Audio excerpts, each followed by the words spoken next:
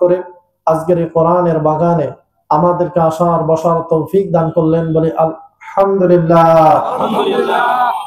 লাখো কোটি দরুদ ও সালাম নবী কুল শিরোমণি আখিরি জামানার পয়গম্বর নবী মুহাম্মদ রাসূলুল্লাহ সকলে বলি সাল্লাল্লাহু আলাইহি ওয়াসাল্লাম। সম্মানিত উপস্থিতি, আমরা যারা এখানে উপস্থিত হয়েছি, আচ্ছা বলেন তো এখানে আসাতে আমাদের কি কোনো লোকসান আছে? সবাই বলেন, আছে লোকসান আছে? এক বাক্যে সকলে চিৎকার দিয়ে বলেন, এখানে আসাতে কোনো লোকসান আছে? তাহলে এখানে আসাতে লাভ আছে, আছে না নাই? লাভটা কি রকমের লাভ আছে শুনবেন আপনারা। আচ্ছা ভাইরা, এই মাহফিল শেষে তাবারুক দেওয়া হবে নাকি? খাওয়া দাওয়া হবে? এই আশায় বসে আছেন নাকি? বসে আছেন কার জন্য বলেন, কার জন্য? সকলে চিৎকার দিয়ে বলেন তো, বসছেন কার জন্য? আল্লাহর নবী বলেন, মা ইস্তামাআ কওমুন, কোন জায়গায় যদি কিছু মানুষ একত্রিত হয়, ইল্লা কিলা লাহুম, ওই লোকগুলোকে বলা হয়, আল্লাহর পয়গম্বর বলেন, উমু মাগফুরাল লাকুম, আল্লাহর পয়গম্বর বলেন এই জায়গায় একত্রিত যারা হয়েছে আল্লাহ পাকের স্মরণের জন্য, আলা যিকরিল্লাহ, আল্লাহর নবী বলেন এই লোকগুলো মাহফিল শেষ করার পরে যখন তারা দাঁড়িয়ে যাবে, আল্লাহর পয়গম্বর বলেন, ও আমার উম্মতেরা, মাহফিল শেষ করার পর যখন দাঁড়িয়ে যাবে, আমার পক্ষ থেকে একটা ঘোষণা শুনে নাও, তোমরা এই জায়গায় যে আল্লাহর স্মরণের জন্য একত্রিত হয়েছে, এজন্য আল্লাহ রাব্বুল আলামিন তোমাদের জিন্দেগীর গুনাহ মাফ করে দিয়েছে। আল্লাহ রাব্বুল আলামিন শুধু গুনাহ মাফ করেন তাই নাকি ভাইরা? আল্লাহ পাক শুধু গুনাহ মাফ করেন তা না, আল্লাহর পয়গম্বর বলেন, কদ বুদ্দিলাত লাকুম সাইয়্যাতিকুম হাসানাত, আল্লাহর নবী বলেন, উম্মতেরা রে, জীবনে যত গুনাহ করেছো, যত রকমের অপরাধ করেছো, কোরআনের মাহফিলে যদি এসে বসো, আল্লাহর জিকিরের মাহফিলে যদি এসে বসো, আল্লাহ পাক জিন্দেগীর গুনাহ মাফ করবেন এমনটা না, তোমাদের গুনাহগুলোকে আল্লাহ পাক নেকি দিয়া বদলায় দিবে। আমার আল্লাহ রাব্বুল আলামিন বান্দাদেরকে এত মহব্বত করেন, ভালোবাসেন ভাইরা, এজন্য এই রকমের মজলিসে আসলে বলেন তো ভাইরা, কোন রকমের লোকসান আছে নাকি? কোন রকমের লজ আছে নাকি? এজন্য ভাইরা আমার, আজকের এই মজলিস অত্যন্ত বরকতপূর্ণ মজলিস। আজকের এই মজলিস যেমন একটা মজলিস, পৃথিবীতে এই রকমের মজলিস আর একটাও নাই, বলেন তো আছে নাকি? এজন্য ভাইরা আমার, আজকের এই মজলিসে যেহেতু এসেছি, আল্লাহ পাকের কালাম থেকে আলোচনা শুনবো, আল্লাহর পয়গম্বরের পবিত্র মুখনিসৃত বাণী শ্রবণ করব, নিজেদের জীবনে বাস্তবায়ন করব। কারা কারা রাজি আছেন একটু হাত তুলে আল্লাহরে দেখা। লিল্লাহি তাকবীর, লিল্লাহি তাকবীর, সকলে হাত নামান। সম্মানিত ভাইরা, এই বিষয়ে যদি এখন আলোচনা করতে যাই তাহলে আমার আসল আলোচনাই করা হবে না, সুতরাং এখান থেকে এটাই বন্ধ। আমরা এখন যাব সরাসরি, ভূমিকা ছাড়াই। বুঝতে পারছি সময় আমার কম, সর্বোচ্চ 1 ঘন্টা পাবো, হ্যাঁ, এজন্য ভূমিকা আমরা যাব না, সরাসরি আমরা আলোচনায় যাব। আপনাদের সামনে কোরআনে কারীম থেকে সূরা আনআমের 120 নম্বর আয়াত আমি তেলাওয়াত করেছি এবং নবী করিম সাল্লাল্লাহু আলাইহি ওয়াসাল্লামের অসংখ্য হাদিসের ভান্ডার থেকে একটি হাদিস আপনাদের সামনে তুলে ধরেছি। ইনশাআল্লাহ এই একটি আয়াত এবং একটি হাদিসের আলোকে আপনাদের সামনে যৎকিঞ্চিত আলোচনা করার প্রয়াস পাবো। তাওয়াক্কালতু আলাইহি ওয়া ইলাইহি উনীব, চিৎকার দিবেন আল্লাহুম্মা আমিন। সম্মানিত ভাইরা, আল্লাহ পাক বলছেন, ওয়াযারু যাহিরাল ইসমি ওয়া বাতিনা, হে ঈমানদারগণ, তোমরা গোপন এবং প্রকাশ্য সকল প্রকার পাপ ছেড়ে দাও। বলেন তো এই নির্দেশটা দিয়েছেন কে? আল্লাহ। আল্লাহ। এরপর আল্লাহ পাক বলেন, ইন্নাল্লাযীনা ইয়াকসিবুনাল ইসমা, নিশ্চয় যারা পাপের কাজ করে, পাপ করে, সাইয়ুজাউনা বিমা কানু ইয়াকতারিফুন, অচিরেই তারা তাদের পাপের শাস্তি আস্বাদন করবে। চিৎকার দেবেন নাউযুবিল্লাহ। তাহলে সম্মানিত ভাইরা, আল্লাহ পাক এই আয়াতের ভিতরে 2টা জিনিস উল্লেখ করেছেন। একটা হচ্ছে যে গোপন এবং প্রকাশ্য সকল প্রকার পাপ পরিহার করতে হবে, আর পাপ যদি পরিহার না করি আল্লাহ পাক অবশ্যই আমাদেরকে শাস্তি দান করবেন। কোনো সন্দেহ আছে নাকি ভাইরা? সম্মানিত ভাইরা, দেখেন আল্লাহ রাব্বুল আলামিন জানাই দিলেন, قل إنما حرم ربي الفواحش ما ظهر منها وما চিৎকার দিবেন নাউজুবিল্লাহ। আল্লাহ রাব্বুল আলামিন বলেন, হে পয়গম্বর, আপনি আমার বান্দাদেরকে বলে দেন, জানায় দেন, নিশ্চয় আমার রব হারাম করে দিয়েছেন গোপন এবং প্রকাশ্য সকল ধরনের অশ্লীলতা। সুবহানাল্লাহ। আল্লাহ পাক গোপন আর প্রকাশ্য সকল প্রকার অশ্লীলতা হারাম করে দিয়েছেন। হে নবী, আপনি আমার বান্দাদেরকে বলে দেন, চিৎকার করে বলি সুবহানাল্লাহ। তাহলে সম্মানিত ভাইরা, আল্লাহ পাক গোপন পাপ হারাম করছেন, প্রকাশ্য পাপও হারাম করেছেন। সম্মানিত ভাইরা, তাহলে আজকে আমাদের আলোচ্য বিষয় হচ্ছে পাপের পরিণতি। বলেন তো আলোচ্য বিষয় কি? পাপের পরিণতি। পাপ করলে আল্লাহ পাক কি শাস্তি দান করবেন, ইনশাআল্লাহ আমরা সে সম্পর্কে আলোচনা করব। তো সম্মানিত ভাইরা, দেখেন, আমরা যদি পাপ করি, আল্লাহ রাব্বুল আলামিন এই পাপের শাস্তি আমাদেরকে দুনিয়ায়ও দিবেন, পরকালেও দিবেন। বলেন তো দিতে পারবেন কি পারবেন না? আমাদের সমাজে কিছু মানুষ আছে মনে করে যে পাপ করলে কি আল্লাহ আমাকে শাস্তি দিবে? না, আল্লাহর সেই ক্ষমতা নাই। এই রকমের কিছু মানুষ আছে, আছে না নাই? ভাইরা আমার, দেখেন, আল্লাহ পাক সবকিছুর জবাব দিয়ে রাখছেন। আল্লাহ রাব্বুল আলামিন বলেন, আন হাসিবাল্লাযীনা ইয়া'মালুনাস সাইয়্যাতি আইয়াসবিকুনা। চিৎকার করে আল্লাহু আকবার। আল্লাহ রাব্বুল আলামিন বলেন, যারা পাপ করে, অপরাধ করে, তারা যেন এই কথা মনে না করে যে পাপ করার পর তারা আমি আল্লাহ পাকের আয়াতের বাইরে চলে যাবে। আচ্ছা বলেন তো ভাইরা, পাপ করার পর আল্লাহ পাকের আয়াতের বাইরে কি আমরা যাইতে পারবো? কথা বলেন, যাইতে পারবো? আল্লাহ রাব্বুল আলামিন বলেন, বান্দারে পাপ করার পরে পার পেয়ে যাবে এমনটা মনে করো না। আমি আল্লাহ রাব্বুল আলামিনের আয়াতের বাইরে যাওয়ার তোমার ক্ষমতা নাই। আল্লাহ রাব্বুল আলামিন জানায় দিলেন, মাইয়াকসিবু ইসমান ফাইন্নামা ইয়াকসিবুহু আলা নাফসি। চিৎকার করে নাউজুবিল্লাহ। আল্লাহ রাব্বুল আলামিন বলেন, বান্দা, তুমি যদি পাপ করো, অপরাধ করো, সেই অপরাধের শাস্তি তোমাকে পাওয়া লাগবে, সেই অপরাধের শাস্তি তোমাকে ভোগ করা লাগবে।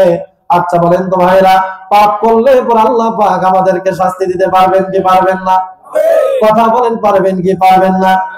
এজন্য ভাইরা, আল্লাহ রাব্বুল আলামিন ডাক দিয়ে বলে, বান্দারে যত রকমের গোপন আর প্রকাশ্য পাপ রয়েছে, প্রত্যেকটা গোপন আর প্রকাশ্য পাপ পরিহার করো। মুসলমান ভাইরা আমার, ভালো করে খেয়াল করেন। আচ্ছা বলেন তো পাপটা কয় প্রকার? বলেন তো কয় প্রকার? পাপ হলো দুই প্রকার, একটা হলো ছোট পাপ আর একটা হলো বড় পাপ। ছোট পাপ ভাইরা আমার, ভালো করে খেয়াল করেন। আমরা তো ছোট পাপটাকে এখন পাপই মনে করি না। আবার এমন অনেক মুসলমান আছে কবিরা গুনাহকে আর গুনাহও মনে করে না। এই রকমের মানুষ আছে না নাই? আল্লাহর পয়গম্বর বলেছেন, ওয়াইয়াকুম মুহাক্কারাতিদ যুনুবি ফাইন্নাহুন্না ইয়াসতামি'না আলার রাজুলি হাত্তা ইউহলিকনা। আল্লাহর পয়গম্বর বলেন, উম্মতেরা, তোমরা বড় গুনাহ তো দূরে থাক, ছোট ছোট গুনাহগুলো থেকেও দূরে থাকো। ছোট ছোট গুনাহ থেকে যদি দূরে থাকতে না পারো, মনে রাখবা, জেনে রাখবা, এই ছোট গুনাহগুলো জমতে জমতে বড় গুনাহে পরিণত হয়ে যাবে। এক পর্যায়ে এই পাপটা তোমার ধ্বংসের কারণ হয়ে যাবে। মুসলমান ভাইরা আমার, ভালো করে খেয়াল করেন। আল্লাহর পয়গম্বর ছোট গুনাহ পরিহার করতে বলছে। ছোট গুনাহ যদি পরিহার করতে না পারি, ছোট গুনাহগুলো বড় গুনাহে পরিণত হয়ে যাবে। কথা বলেন ঠিক কিনা?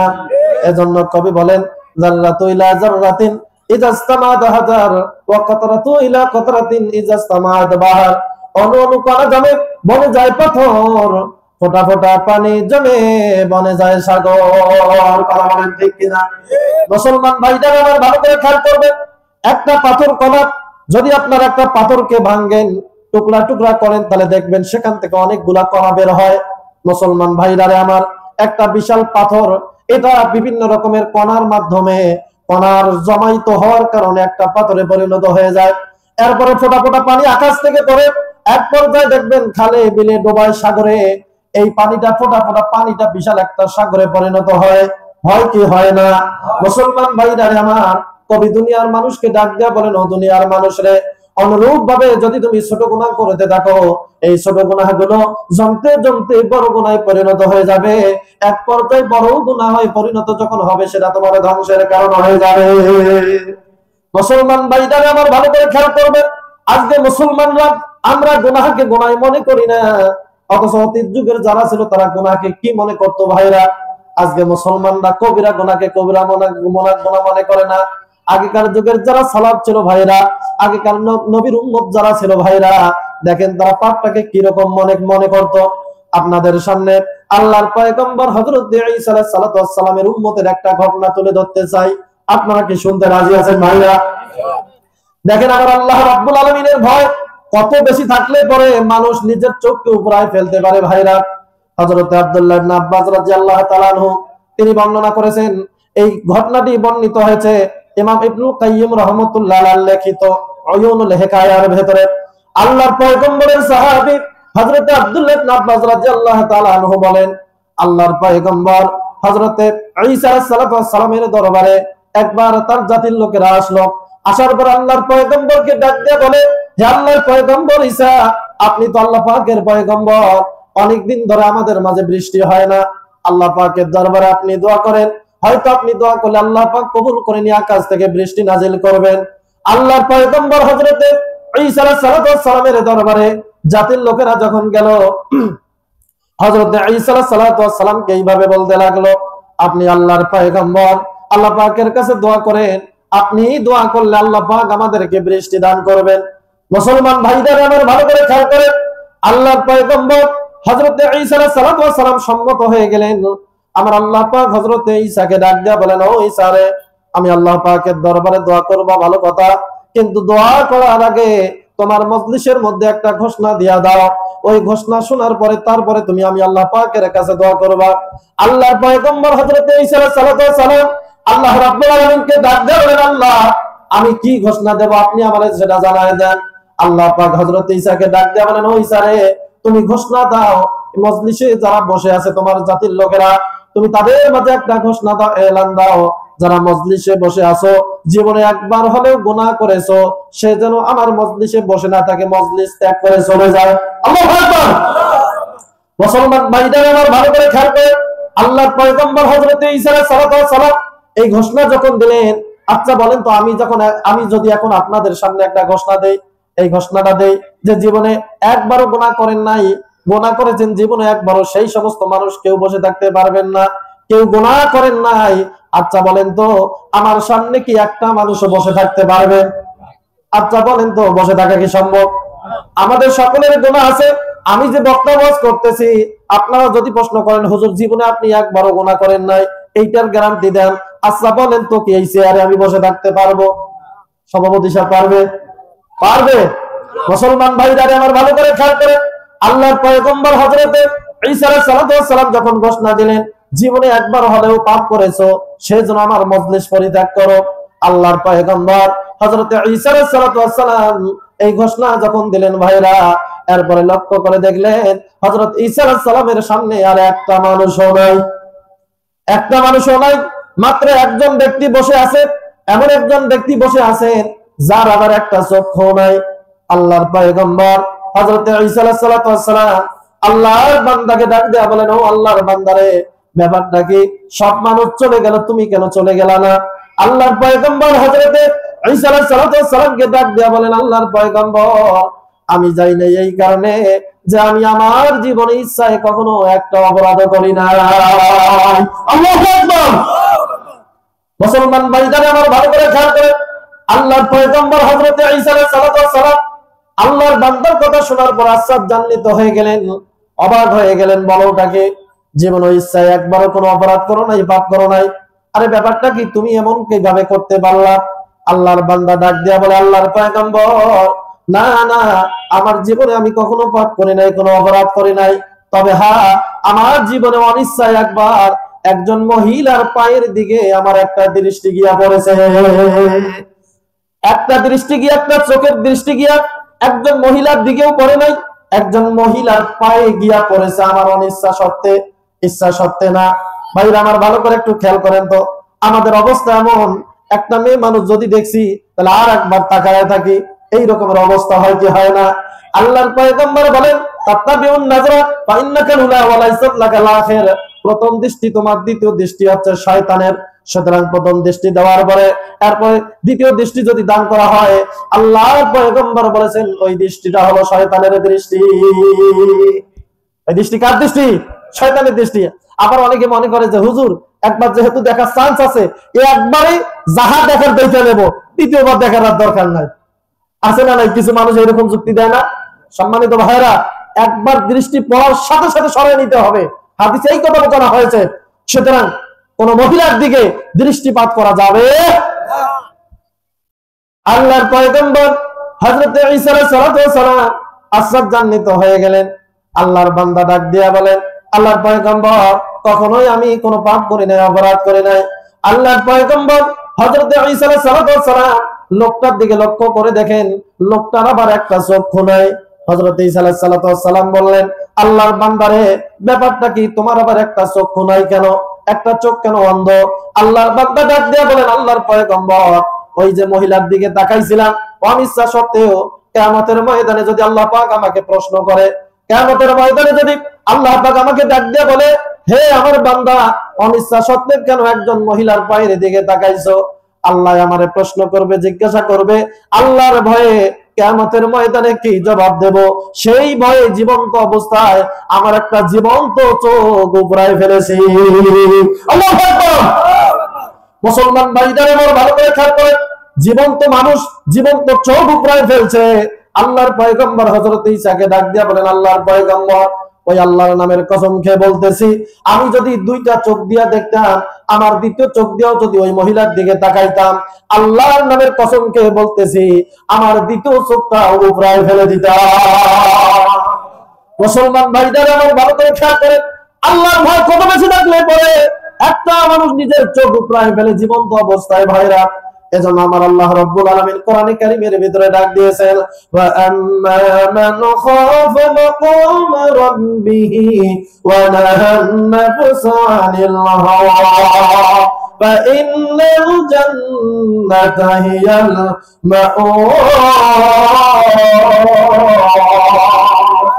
আল্লাহ রাব্বুল আলামিন বলেন, যারা ক্ষমতা থাকা সত্ত্বেও একটা পাপের কাজ করে না, গুনাহের কাজ করে না, আমি আল্লাহ রাব্বুল আলামিন ঘোষণা দিলাম, আমার ওই বান্দার ঠিকানা হবে জান্নাত।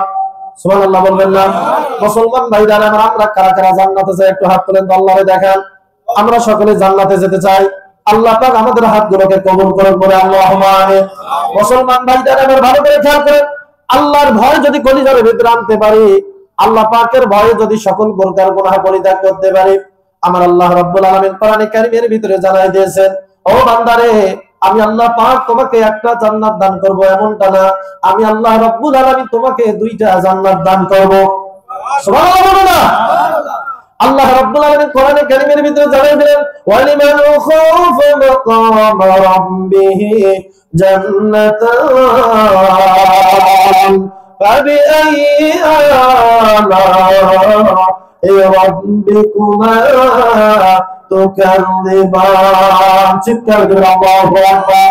আল্লাহ রাব্বুল আলামিন বলেন, বান্দা, আমার ভয় যদি তুমি গুনাহ করতে পারো রে বান্দা, আমি আল্লাহ পাক কথা দিলাম, একটা নয়, আমি আল্লাহ রাব্বুল আলামিন তোমাকে দুইটা জান্নাত দান করব।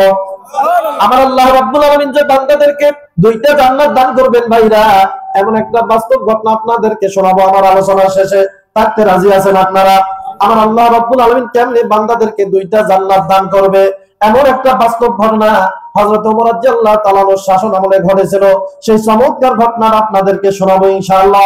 মুসলমান ভাইরা আমার ভালো করে খেয়াল করেন, আল্লাহর পয়গম্বর হযরত ঈসা আলাইহিস সালাম আল্লাহর বান্দাকে ডাক দেয়, বলে, আল্লাহর বান্দারে, আমি নবী, আল্লাহ পাক আমারে নবী করে পাঠিয়েছেন, পয়গম্বর করে পাঠিয়েছেন। মুসলমান ভাইরা আমার ভালো করে খেয়াল করবেন, আমার আল্লাহ পাক যখন হযরত ঈসাকে দুনিয়ায় পাঠান, আমার আল্লাহ পাক হযরত ঈসা আলাইহিস সালামকে নবী করেই পাঠিয়েছেন। সুবহানাল্লাহ। মুসলমান ভাইরা আমার, আল্লাহর পয়গম্বর হযরত ঈসা আলাইহিস সালাম এমন একজন নবী, এমন একজন পয়গম্বর, আমার আল্লাহ রাব্বুল আলামিন ছোটবেলায় তাকে নবুয়ত দান করেছেন। আল্লাহ পাক বলছেন, ওয়া জাআলানি নাবিয়্যা। হযরত ঈসা আলাইহিস সালাম তিনি বলছেন, আমার আল্লাহ পাক আমাকে এই দুনিয়াতে পয়গম্বর করে পাঠিয়েছেন। বলি সুবহানাল্লাহ। আল্লাহর পয়গম্বর হযরত ঈসা আলাইহিস সালাম আল্লাহর বান্দাকে ডাক দেয়া বলে, আল্লাহর বান্দারে, আমি পয়গম্বর, আমি নবী, নবী হওয়ার কারণে আমি পাপ থেকে বিরত থাকতে পেরেছি, আমি হইলাম মাসুম, আল্লাহ পাক আমার হেফাজত করেছেন। তুমি তো নবী না, তুমি হইলে একজন সাধারণ মানুষ, সাধারণ মানুষ হওয়ার পর গুনাহ থেকে দূরে থাকতে পেরেছো, গুনাহ থেকে বিরত থাকতে পেরেছো। সুতরাং আজকের এই দিনে আমি পয়গম্বর দোয়া করার হকদার না, তুমি সাধারণ একজন মানুষ, তুমি হইলা হকদার। আল্লাহু আকবার। আল্লাহর পয়গম্বর হযরত ঈসা আলাইহিস সালাতু ওয়াস সালাম আল্লাহর বান্দাকে ডাক দিয়ে বলেন, আল্লাহর বান্দারে তুমি আল্লাহ পাকের দরবারে দোয়া করো। আল্লাহর বান্দা আল্লাহ পাকের দরবারে দোয়া শুরু করে দিলেন। আয় আল্লাহ তাআলা, আপনার বান্দা আপনি তৈরি করারও 50,000 বছর পূর্বে আপনি তাকদীর নির্ধারণ করেছেন। ভালো করে খেয়াল করেন মুসলমান ভাইরা আমার, আল্লাহর বান্দা আল্লাহ পাকের দরবারে দোয়া করে বলতেছে, আল্লাহ আকাশ আর জমিন তৈরি করার, সৃষ্টি করার 50,000 বছর পূর্বে বান্দাদের আপনি তাকদীর নির্ধারণ করেছেন। আয় আল্লাহ তাআলা, এই বান্দা পৃথিবীতে আসার পরে কে কি আমল করবে, কে কি পাপ করবে তাও আপনি জানেন। এই পৃথিবীতে বান্দারা আসার পরে গুনাহের কাজ করবে, জিনা করবে, ব্যভিচার করবে, হারাম ইনকাম করবে, এটা আপনি ভালো করে জানেন আল্লাহ। এরপরও আপনি বান্দাদেরকে দুনিয়ায় পাঠাইছেন। এরপরে দুনিয়ায় পাঠার পরে বান্দাদেরকে অসংখ্য নিয়ামত রাজি দিয়া বান্দাদের জীবনকে আপনি ধন্য করেছেন আল্লাহ। আল্লাহ তাআলা একটা বার তাকায় দেখেন, হাজার হাজার মানুষ, আপনি যে আকাশ থেকে বৃষ্টি বন্ধ করে দিয়েছেন, বৃষ্টি না থাকার কারণে হাজার হাজার মানুষ দুর্ভিক্ষে পড়েছে আল্লাহ। অনাবৃষ্টির কারণে অনেক মানুষ কষ্টে আছে, তোমার ছোট ছোট বাচ্চা, ছোট ছোট বান্দা বান্দিরা কষ্টে আছে আল্লাহ। এছাড়া অনেক অবলা পশু, তারাও মারা যাচ্ছে বৃষ্টির অভাবে। আল্লাহ তাআলা, তুমি তো রহমান, তুমি তো রহিম, দয়া করে আপনি রহমতের বৃষ্টি নাজিল করেন। আল্লাহর পয়গম্বর হযরত ঈসা আলাইহিস সালাম ডাক দিয়া বলেন, আমি লক্ষ্য করে দেখলাম, ওই আল্লাহর নামের কসম খেয়ে বলতেছি, লক্ষ্য করে দেখলাম ওই লোকটা দোয়া তখনও শেষ করে নাই। দোয়া শেষ করার আগে আমার আল্লাহ পাক রহমতের বৃষ্টি দিয়া তার বান্দাদেরকে ধন্য করেছে। وَنَزَّلْنَا مِنَ السَّمَاءِ مَاءً مُبَارَكًا فَأَنبَتْنَا بِهِ جَنَّاتٍ وَحَبَّ الْحَصِيدِ। আল্লাহ রাব্বুল আলামিন বলেন, বান্দারা আমি আল্লাহ রাব্বুল আলামিন আকাশ থেকে তোমাদের জন্য রহমত আর বরকতের বৃষ্টি নাজিল করে দে বান্দা, মৃত্যু জমিনকে জিন্দা করি, সেখান থেকে আমি আল্লাহ রাব্বুল আলামিন তোমাদের জন্য রং বেরঙের ফল ফলাদি বের করে তোমাদের রিজিকের ব্যবস্থা করি। মুসলমান ভাইরা আমার, বলেন তো রিজিক দান করেন কে? আমার আল্লাহ রাব্বুল আলামিন আমাদেরকে রিজিক দান করেন। এই সাবজেক্টটা সম্পর্কে আলোচনা করব আমার আলোচনার শেষের দিকে ইনশাআল্লাহ। মুসলমান ভাইরা আমার, ভালো করে খেয়াল করেন, আমার আল্লাহ রাব্বুল আলামিন ডাক দিয়া বলেন, বান্দারে ওয়াজারু যাহিরাল ইসমি ওয়া বাতিনা, ও বান্দা গোপন আর প্রকাশ্য যত রকমের অপরাধ আছে, পাপ রয়েছে, সকল প্রকার অপরাধ, সকল প্রকার পাপ তোমরা ছেড়ে দাও। ইন্নাল্লাযীনা ইয়াকসিবুনাল ইসমা সায়ুজজাউনা বিমা কানু ইয়াকতারিফুন। আল্লাহ পাক বলেন, বান্দারে তোমরা যদি গুনাহ না ছাড়ো, আমি আল্লাহ পাক দুনিয়ায়ও শাস্তি দান করব, পরকালেও শাস্তি দেব। মুসলমান ভাইরা আমার, ভালো করে খেয়াল করেন, আল্লাহ পাক দুনিয়ায় শাস্তি দিবেন, পরকালেও। কথা কন না কেন? আলোচনা কি চলবে ভাইরা? মুসলমান ভাইরা আমার, ভালো করে খেয়াল করেন, আমার আল্লাহ রাব্বুল আলামিন বান্দাদেরকে দুনিয়ায় শাস্তি দান করবেন। আপনি যদি পাপ করেন, পাপ করলে পরে আল্লাহ পাক মৃত্যুর পূর্বে আপনাকে শাস্তি দান করবেন। ভাইরা, পাপ করলে আল্লাহ পাক অনেকগুলো শাস্তি দান করেন দুনিয়ায়।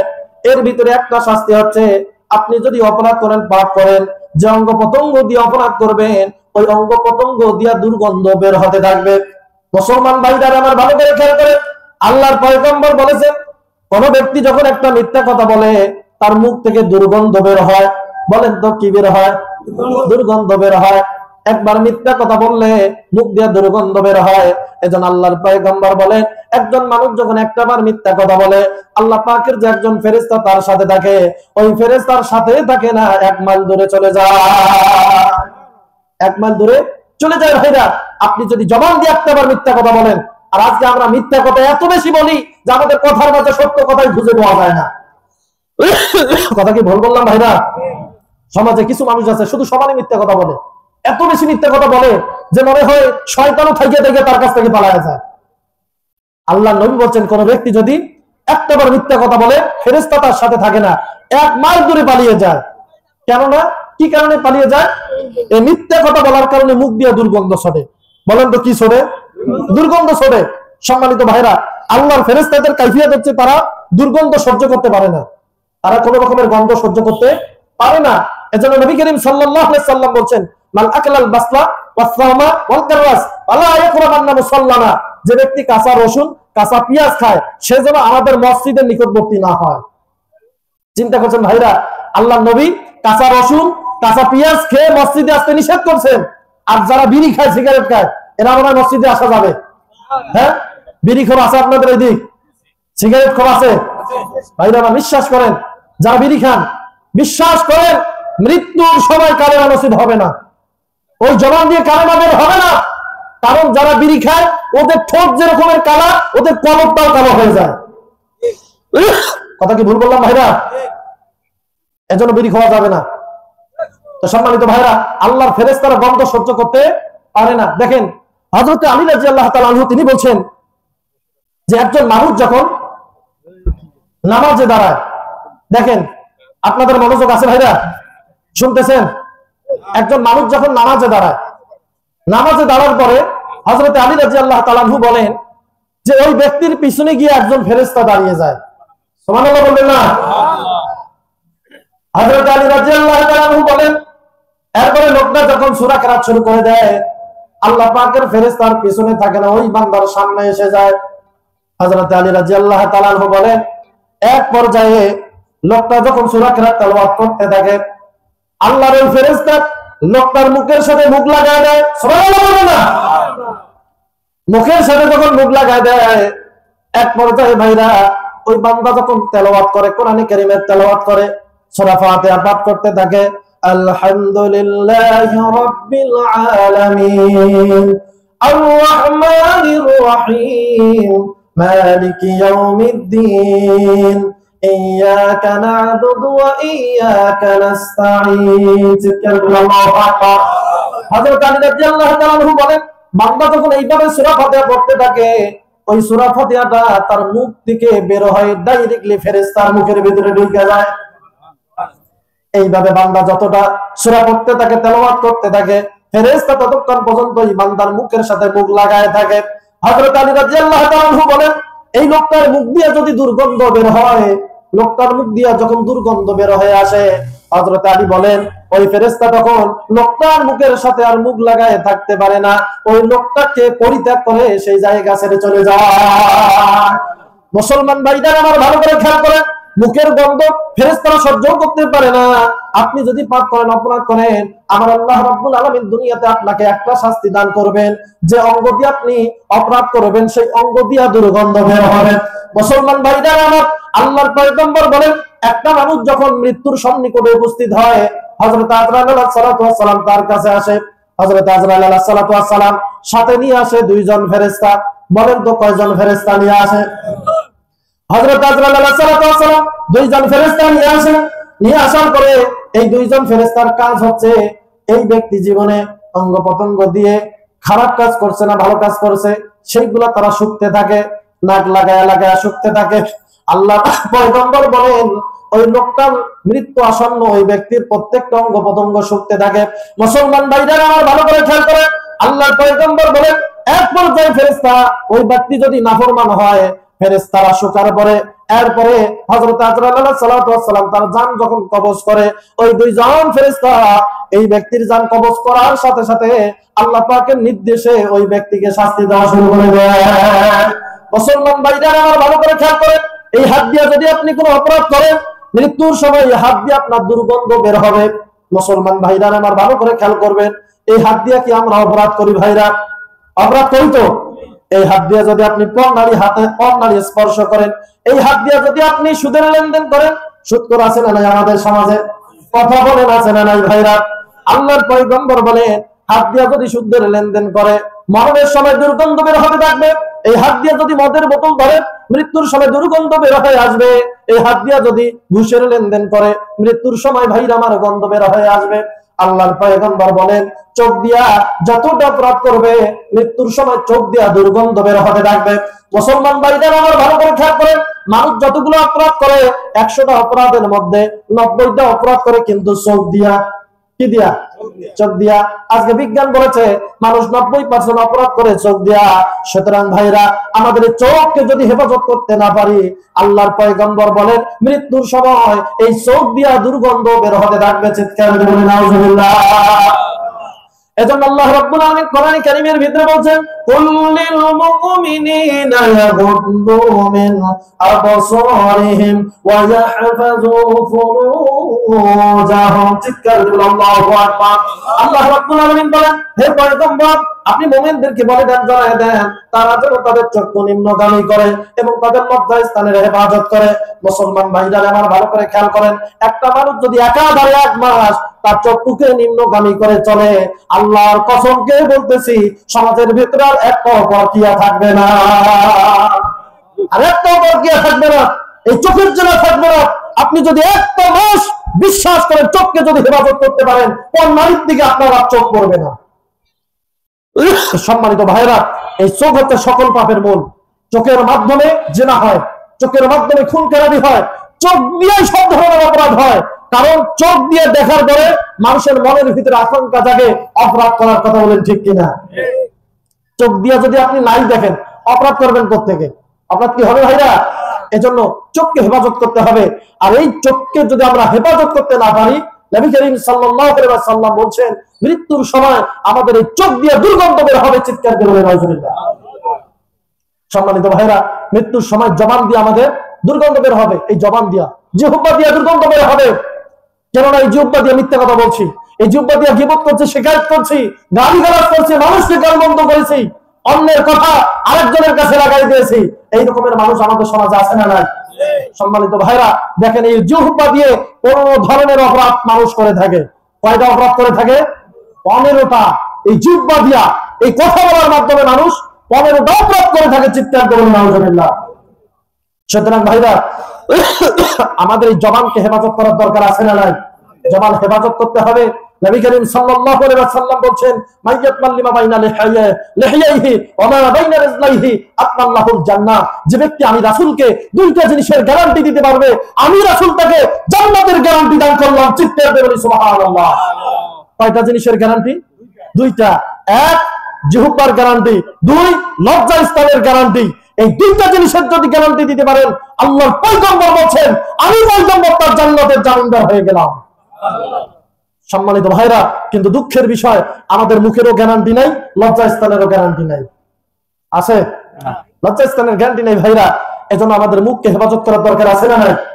মুখকে হেফাজত করতে হবে। এই জবান দিয়ে কারো গীবত শিকায়ত করা যাবে না। আজকে মা বোনেরা এত বেশি গীবত শিকায়ত করে, 2 জন মহিলা যদি একখানে হয়, গীবত শুরু হয়ে যায়। যা কি যায় না? সম্মানিত ভাইরা, দেখেন, কেউ যদি গীবত করে, তার জীবনে 3টা হবে, বড় ক্ষতি হবে 3টা। বলেন তো বড় ক্ষতি হবে কয়টা? 3টা। ভাইরা, আমার আলোচনা কি চলবে আপনাদেরকে? হ্যাঁ, উঠাউঠি করতেছেন কেন?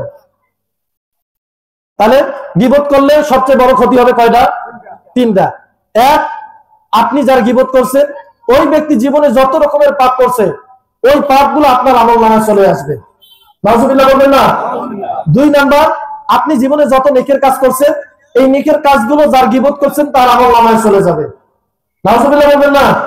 এবং 3 নাম্বার হচ্ছে, আল্লাহ নবী বলেন আল্লাহ পাক কিয়ামতের ময়দানে ওই ব্যক্তিকে অবশ্যই জাহান্নামে ঢুকাই দিবেন। চিৎকার করে বলেন নাউজুবিল্লাহ। আচ্ছা বলেন তো ভাইরা, এই গীবত শিকায়ত কি করা যাবে? না। আল্লাহ পাক বলেন আইয়ুহিব্বু আইয়াকুলা লাহমা আখিহি মাইতান ফাকারিহতুমু। আল্লাহ পাক বলেন, তোমরা কি তোমাদের মৃত ভাইয়ের মাংস খাওয়া পছন্দ করো? আমরা কি এটা পছন্দ করি ভাইরা? না, কখনোই পছন্দ করি না। এই মৃত্যু ভাইয়ের মাংস খাওয়ার থেকেও আরো বেশি অপছন্দ করতে হবে গীবত শিকায়ত করাকে। গীবত শিকায়তকে অপছন্দ করতে হবে ভাইরা। আজকে আমাদের সমাজে কিছু মানুষ আছে, আর ওর ভেতরে তো ওইটা আছে, যা ওই জিনিসটা, ওই বদভ্যাসটা আছে। এইটা আলোচনা করলে কেমনি গীবত হয়? তাই না? কিছু মানুষ যে কেউ অপরাধটা করেন, এটা তো আমি হক কথাই বলতেছি। আর বেটা, ওইটা কি হক কথা? একজনের ভিতরে একটা অপরাধ আছে, এইটা আলোচনা করার নাম হচ্ছে গীবত। এইটা আলোচনা করার নাম কি? গীবত। নবী করিম সাল্লাল্লাহু আলাইহি ওয়াসাল্লাম বলেন, আল গীবাতু আন তাযকুরাল মারআ বিমা ফিহি। তোমার ভাইয়ের মধ্যে যে অপরাধ আছে, সেই অপরাধটা উল্লেখ করার নামই হচ্ছে গীবত। চিৎকার করে আল্লাহু আকবার। মুসলমান ভাইরা আমার ভালো করে খেয়াল করেন। এরপরে দেখে মৃত্যুর সময় অঙ্গ প্রত্যঙ্গ দিয়ে দুর্গন্ধ বের হবে ভাইরা।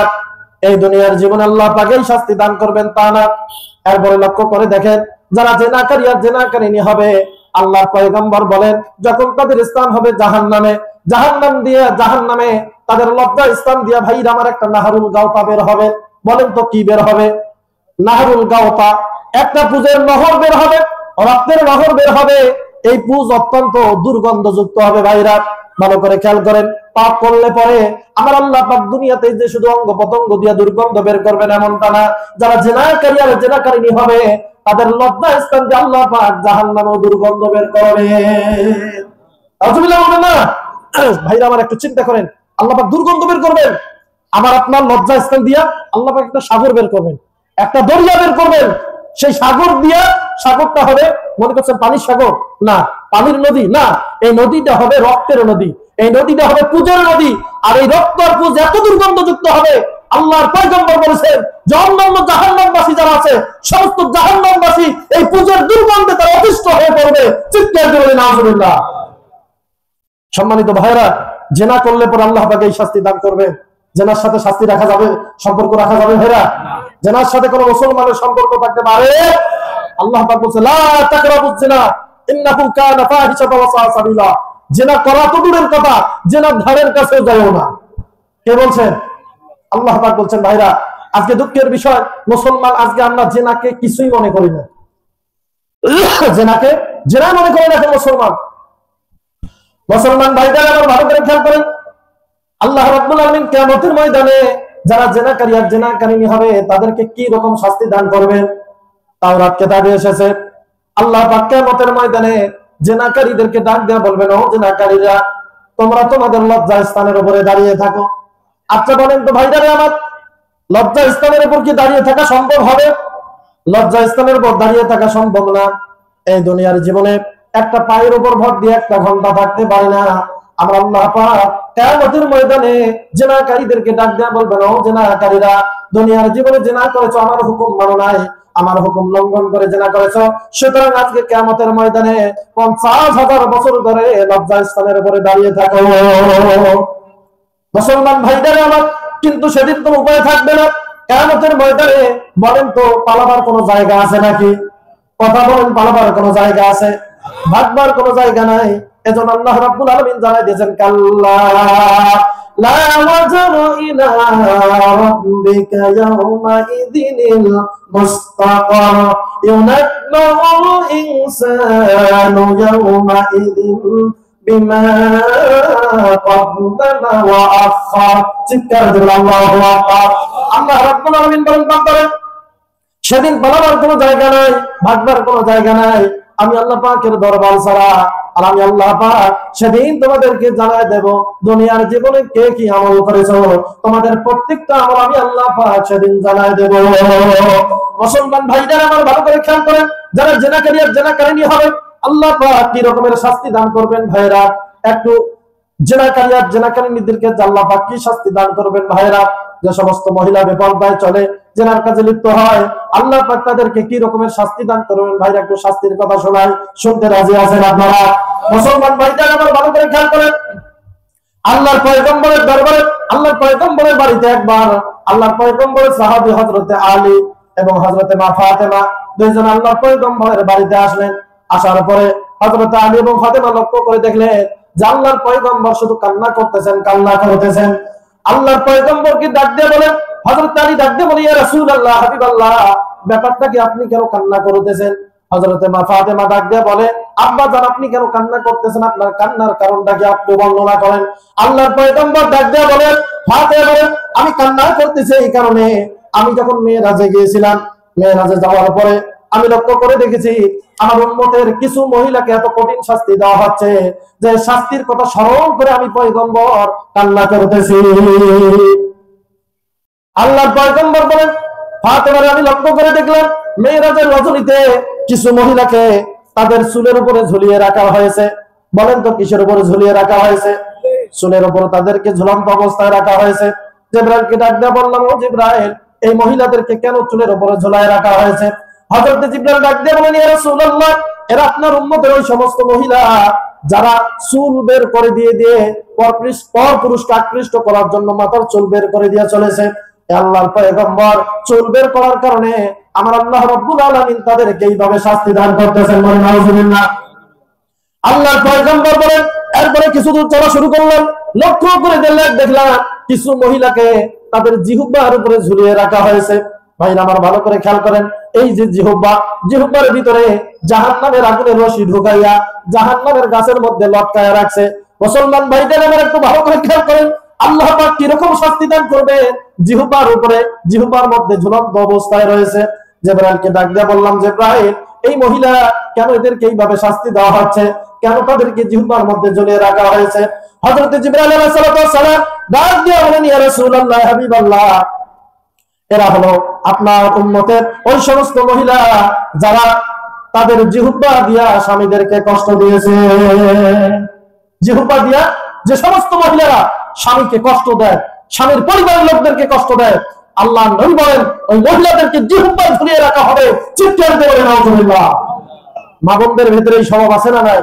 স্বামীকে কথায় কথায় কষ্ট দেয় জিহ্বা দিয়া, এই কথা দিয়া কষ্ট দেয়। ভাইরা, আজকে মা বোনেরা পর্দার অন্তরালে আছে, আপনাদেরকে অনুরোধ করি, আপনার কাছে সবচেয়ে বড় হচ্ছে আপনার স্বামী। আপনার বাবার থেকে, আপনার মায়ের থেকে বড় হচ্ছে আপনার স্বামী। আপনার স্বামীকে যদি খুশি করতে না পারেন, আর যতই তাহাজ্জুদ গুজার হন, স্থান হবে জাহান্নামে। কোথায় হবে স্থান? জাহান্নামে।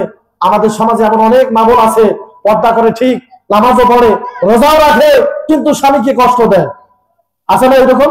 অনেক দিনদার মহিলা আছে, নামাজ কালাম সব ঠিক আছে, কিন্তু স্বামীকে কষ্ট দেয় কথা দিয়া, খোঁটা দিয়া। বিশ্বাস করে মা বোনেরা, আপনারা যদি আপনাদের এই কথার মাধ্যমে স্বামীকে কষ্ট দেন, আল্লাহর কসম, আপনার নামাজ, আপনার রোজা 4 পয়সা মূল্য আল্লাহর দরবারে নাই, কোনো মূল্য নাই। স্বামীকে কষ্ট দেওয়া যাবে না, স্বামীর পরিবারের লোকদেরকে, শ্বশুর শাশুড়িকে কষ্ট দেওয়া যাবে না। আজকে আমাদের মা বোনরা এমন হয়ে গেছে, শ্বশুর শাশুড়িকে সহ্যই করতে পারে না। আছে না এরকম? হে মা বোন, আপনি যে আপনার শাশুড়িকে দেখতে পান না, শ্বশুরকে দেখতে পান না, আপনিও কি শাশুড়ি হবেন না? তখন কি হবে আপনার অবস্থা? আপনার শাশুড়িকে যতটা কষ্ট দিয়েছে, তার থেকে আল্লাহ পাক আরো বেশি কষ্ট দিয়ে দুনিয়া থেকে বিদায় করে দিবেন। সুতরাং সাবধান হয়ে যান মা বোনেরা, স্বামীকে কখনোই কষ্ট দিবেন না।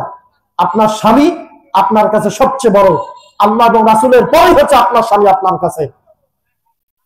এ ভাইরা, কি সমস্যা কি ওই জায়গায়? এত কথা কেন? কি কোনো কি কালেকশন হচ্ছে নাকি? এই যে স্টেজের সামনে, এটা তো রাখা ঠিক হয়নি।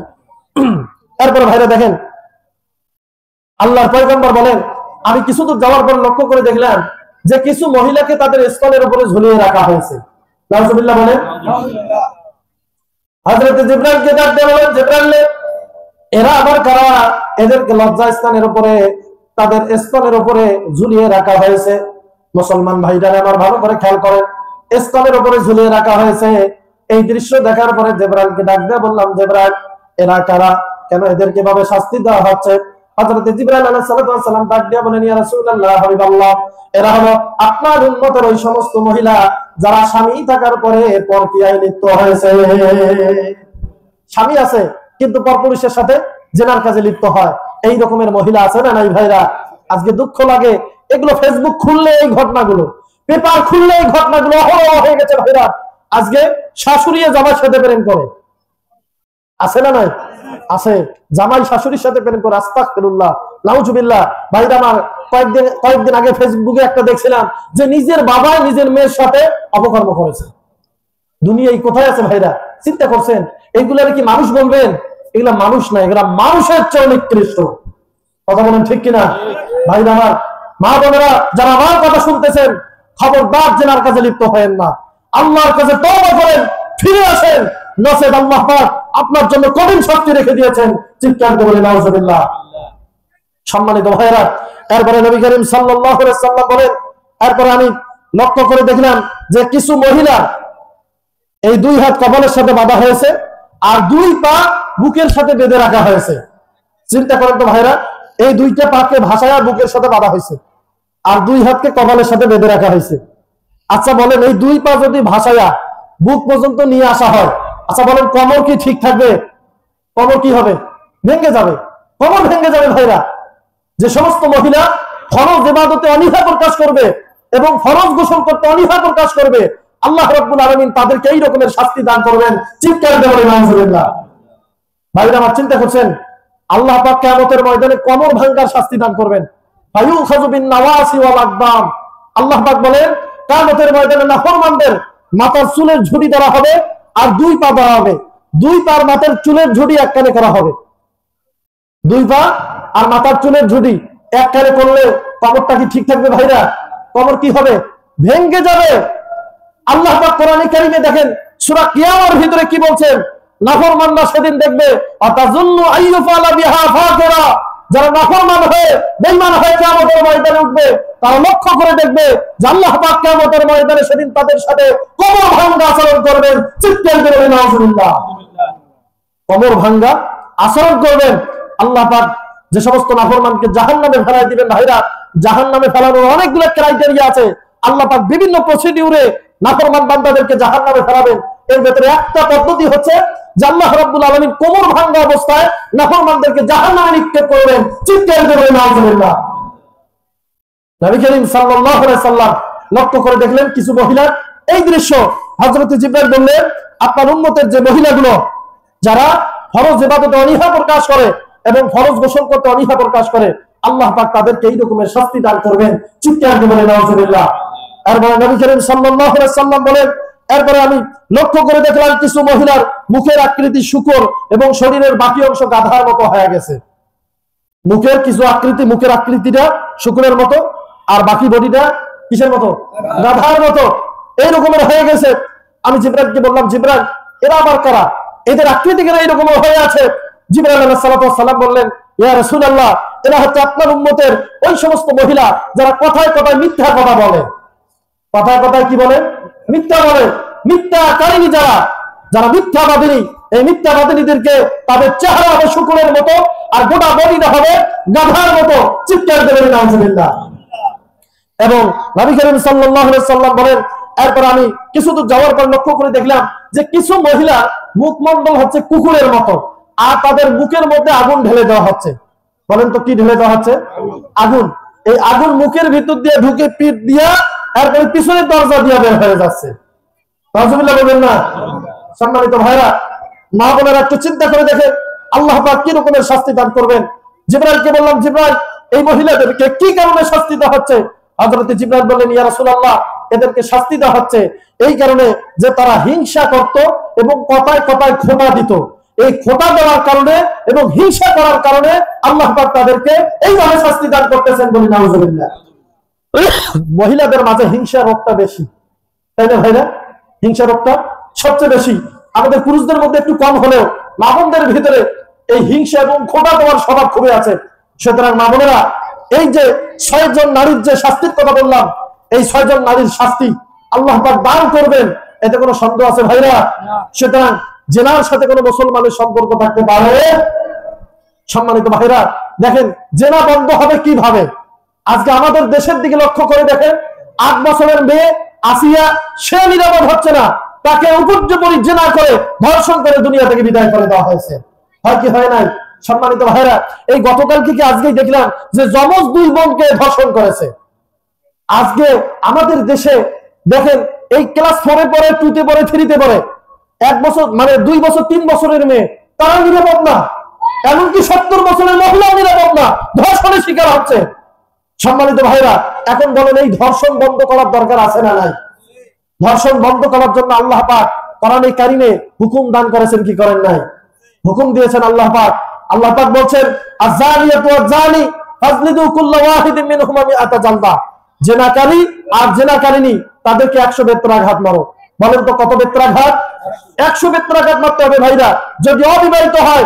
আর যদি বিবাহিত হয় সহিহ বুখারী মুসলিমের হাদিস নবী করিম সাল্লাল্লাহু আলাইহি সাল্লাম বলেন যে তাদেরকে পাথর নিক্ষেপ করে দুনিয়া থেকে বিদায় করে দাও। চিৎকার করে নাউজুবিল্লাহ।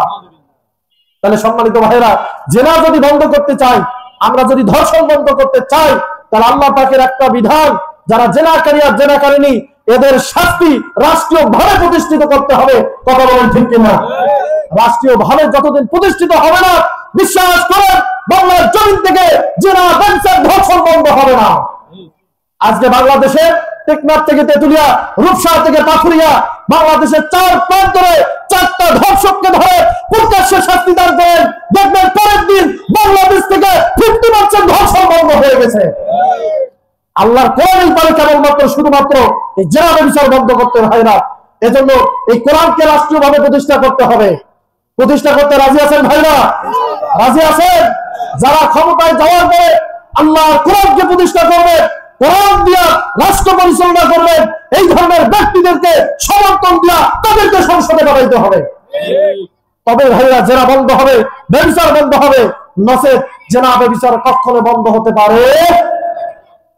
সম্মানিত ভাইরা, যে কথাটি বলছিলাম যে অপরাধ করলে পরে দেখেন অপরাধের কারণে শরীরের বিভিন্ন অঙ্গ প্রত্যঙ্গ থেকে দুর্গন্ধ বের হয়ে আসে। ভাইরা এখন বলেন এই পাপের সাথে আমাদের কোনো সম্পর্ক থাকতে পারে না।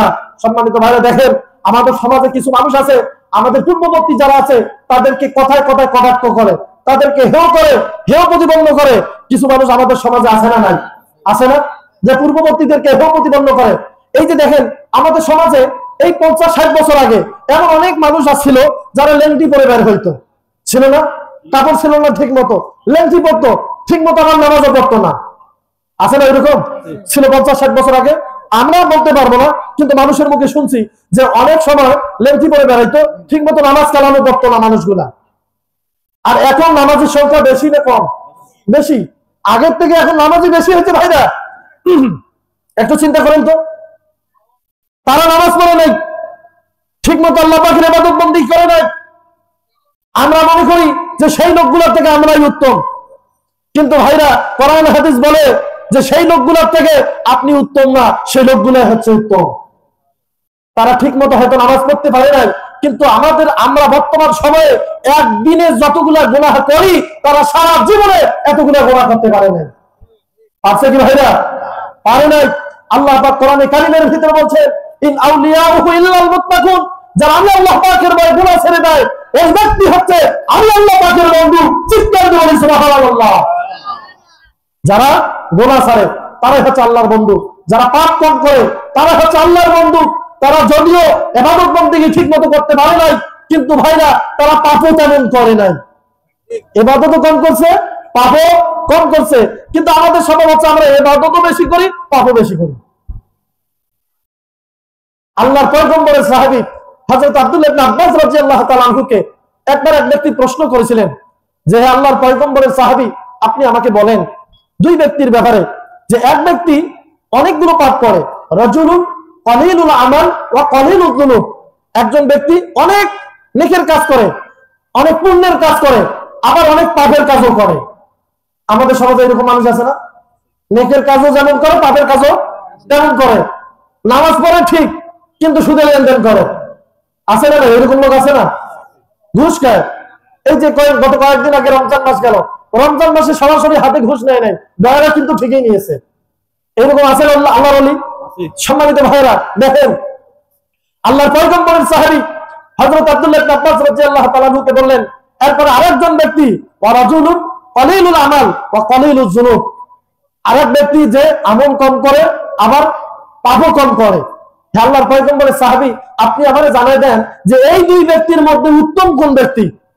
যে আমল বেশি করে আবার পাপও বেশি করে, আর যে ব্যক্তি আমল কম করে পাপও কম করে, এই দুই ব্যক্তির মধ্যে উত্তম কোন ব্যক্তি? আপনি আমারে জানাই দেন। আল্লাহর পয়গম্বরের সাহাবী হযরত আব্দুল্লাহ ইবনে আব্বাস রাদিয়াল্লাহু তাআলা আনহু বলেন, লা আদিলু বিসসালামা, যে ব্যক্তি গুনাহ থেকে দূরে থাকে, গুনাহ কম করে, নেকের কাজও কম করে, এই ব্যক্তি হচ্ছে সেই ব্যক্তির থেকে উত্তম। চিৎকার করে সুবহানাল্লাহ। সম্মানিত ভাইরা, আপনাকে বেশি আমল করার দরকার নাই, শুধু 5 ওয়াক্ত নামাজ পড়েন, ফরজ বিধানগুলো পালন করেন, আর গুনাহ পরিত্যাগ করেন। বিশ্বাস করেন আপনার থেকে বড় ওলি আর কেউ হতে পারবে। কিন্তু ভাইরা দুঃখের বিষয়, আমরা গুনাহ ছাড়তে পারি না। আল্লাহ পাক বলেন, যারু যাহিরাল ইসমি ওয়া বাতিনা, তোমরা গোপন আর প্রকাশ্য সকল প্রকার পাপ ছেড়ে দাও। আমরা গোপন পাপও করি, আবার প্রকাশ্য পাপও করি। করি কি করি না ভাইরা? দেখেন গোপন পাপের থেকে আবার ভয়াবহ হচ্ছে, প্রকাশ্য পাপের থেকে ভয়াবহ হচ্ছে আবার গোপন পাপ। চিন্তা করছেন ভাইরা? দেখেন আপনাদেরকে একটা হাদিস শোনাই, শুনতে রাজি আছেন না? আপনারা বিরক্ত আছেন ভাইরা? প্রথম বর্তমানে আসবে আর কিছুক্ষণের মধ্যে, নাকি আমি আর কিছুক্ষণ চালাবো? হ্যাঁ, কিছুক্ষণ চলবে। কোথায় চাচ্ছিলেন? হ্যাঁ, গোপন আর প্রকাশ্য পাপ। দেখেন সম্ভবত হাদিসটা আছে ইবনে মাজার, হযরতে সাওবান রাদিয়াল্লাহু তাআলা আনহু হাদিসটি তিনি বর্ণনা করেছেন। তিনি বলেন নবী করিম সাল্লাল্লাহু আলাইহি সাল্লাম বলেন যে আমার উম্মতের মধ্যে একটা দল কিয়ামতের ময়দানে তেহামা অঞ্চলের পাহাড়ের মতো নেকি নিয়ে উঠে যাবে, কিন্তু পাহাড় পরিমাণ নেকি নিয়ে যাওয়ার পরেও সেই নেকিগুলোকে আল্লাহ পাক ধূলিকণায় পরিণত করে দিবেন। নাউজুবিল্লাহ বলেন। আল্লাহর পয়গম্বর সাহাবায়ে কেরামকে ডাক দিয়ে বলেন, ও আমার সাহাবীরা রে, আমার উম্মতের ভেতরে একটা দল পাহাড় সম পরিমাণ নেকি নিয়ে কিয়ামতের ময়দানে উঠে যাবে। আল্লাহর পয়গম্বর তেহামা অঞ্চলের পাহাড়ের সাথে তুলনা করেছেন। ভাইরা, তেহামা অঞ্চলটা হচ্ছে মক্কা এবং ইয়েমেন জুড়ে, দুইটা রাষ্ট্র জুড়ে বিশাল বিস্তীর্ণ এলাকা। এই তেহামা অঞ্চলের যে পাহাড়গুলো রয়েছে, পাহাড়গুলো হচ্ছে অত্যন্ত সাদা। আল্লাহর পয়গম্বর নেকিগুলোকে উদাহরণ দিয়েছেন তেহামা অঞ্চলের পাহাড়ের সাথে। ভাইরা আমার, ভালো করে খেয়াল করেন, তেহামা অঞ্চলের পাহাড়গুলো হলো ধবধবে সাদা আর নেকিও হইল সাদা। এই কারণে আল্লাহর পয়গম্বর তেহামা অঞ্চলের পাহাড়ের সাথে নেকিগুলোর উদাহরণ দিয়েছেন। সুবহানাল্লাহ। আল্লাহর পয়গম্বর বলেন, এই পাহাড় সম পরিমাণ নেকি নিয়ে আমার উম্মতের একটা দল কিয়ামতের ময়দানে উঠে যাবে। কিবার কারেন্ট দিয়ে চলতেছে, জেনারেটর নাই পাশে। হাবি কবরে মরে একলা লা ইলাহা ইল্লাল্লাহ লা ইলাহা ইল্লাল্লাহ লা ইলাহা ইল্লাল্লাহ মুহাম্মাদুর রাসূলুল্লাহ সাল্লাল্লাহু। হাদিসটা কি বলবো ভাইরা? হাদিসটা বলে শেষ করে তারপর হুজুরকে দেব। হুজুর কি বলবো হাদিসটা? ভাইরা আমার, ভালো করে খেয়াল করে, আল্লাহর পয়গম্বর বলেন আমার উম্মতের একটা দল কিয়ামতের ময়দানে তেহামা অঞ্চলের পাহাড়ের পরিমাণ নেকি নিয়ে উঠে যাবে, কিন্তু আল্লাহ রাব্বুল আলামিন তাদের নেকিগুলোকে ধূলিকণায় পরিণত করে দিবেন। আল্লাহর পয়গম্বরের সাহাবীরা এই কথা শোনার পরে আচ্ছাদিত হয়ে গেলেন। আল্লাহর পয়গম্বরের সাহাবী হযরতে সাওবান রাদিয়াল্লাহু তাআলা আনহু প্রশ্ন করলেন, ইয়া রাসূলুল্লাহ, ইয়া হাবিবাল্লাহ, সিবহুম লানা ওয়া জান্নিহিম লানা। হে আল্লাহর পয়গম্বর, সেই লোকগুলোর পরিচয় আমাদের কাছে বর্ণনা করেন, সেই লোকগুলোর পরিচয় আমাদের কাছে তুলে ধরেন, যাতে আমরা তাদের মতো হইতে না পারি। আল্লাহর পয়গম্বরকে যখন এভাবে বলা হলো, আল্লাহর পয়গম্বর সাহাবায়ে কেরামকে ডাক দিয়ে বলেন, আমার সাহাবীরা, তারা হলো তোমাদের ভাই, তোমরা যে রকমের নামাজ পড়ো তারাও তোমাদের মতো নামাজ পড়ে, তোমরা যেরকম পোশাক পরিধান করো তারাও তোমাদের মতো পোশাক পরিধান করে, তোমরা যেরকম শেষ রাতে উঠে তাহাজ্জুদের নামাজ পড়ো তারাও শেষ রাতে উঠে তাহাজ্জুদের নামাজ আদায় করে, জিহাদের ময়দানে গিয়ে জিহাদ করো তারাও জিহাদ করে, তোমাদের সাথে জুমার নামাজ পড়ে, তোমাদের সাথে জানাজার নামাজ পড়ে। আল্লাহর পয়গম্বর সাহাবায়ে কেরামকে কথা বললেন, সাহাবায়ে কেরাম আরো আচ্ছাদিত হয়ে গেলেন। ভাইরা ভালো করে খেয়াল করেন, আল্লাহর পয়গম্বর যখন কথা বলেন, আল্লাহর পয়গম্বরের সাহাবীরা ডাক দিয়ে বলেন, ইয়া রাসূলুল্লাহ, ইয়া হাবিবাল্লাহ, এত কিছু করার পরেও, নেকি নিয়ে যাওয়ার পরেও আমার আল্লাহ পাক কিয়ামতের ময়দানে কেন তাদের নেকিগুলোকে ধূলিকণায় পরিণত করে দেবেন? আল্লাহর পয়গম্বর বলেন, আমার সাহাবীরা রে, আমার আল্লাহ পাক তাদের নেকিগুলোকে ধূলিকণায় পরিণত করবেন এই কারণে যে এই লোকগুলো ঠিকই তোমাদের সাথে নামাজ পড়ে, জুমার নামাজও আদায় করে, জানাজাও আদায় করে, তাহাজ্জুদও করে, কিন্তু একটু গোপনে চান্স পাইলে গুনাহ করে। মুসলমান ভাইরা আমার, ভালো করে খেয়াল করে, আমাদের সমাজে এই রকমের মানুষ মনে হয় নাই? এই অপরাধ থেকে কিন্তু ভাইরা হুজুররাও বাঁচতে পারে না।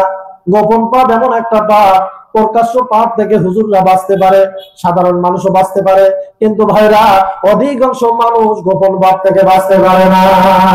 কথা বলেন ঠিক কিনা? এজন্য ভাইরা আমার, আমরা যতই গুনাহ করি, যতই পাপ করি না কেন, কার কাছে ক্ষমা চাওয়া লাগবে? বলেন তো, তওবা করা লাগবে কার কাছে? আমার আল্লাহ রাব্বুল আলামিনের কাছে তওবা করা লাগবে, আল্লাহর কাছে ক্ষমা চাওয়া লাগবে। ভাইরা আমার দেখেন, এজন্য একটা গজল বলে আমি শেষ করে দেব। মেহেরবান তুমি মেহেরবান, মেহেরবান তুমি মেহেরবান, মেহেরবান তুমি মেহেরবান, মেহেরবান তুমি মেহেরবান।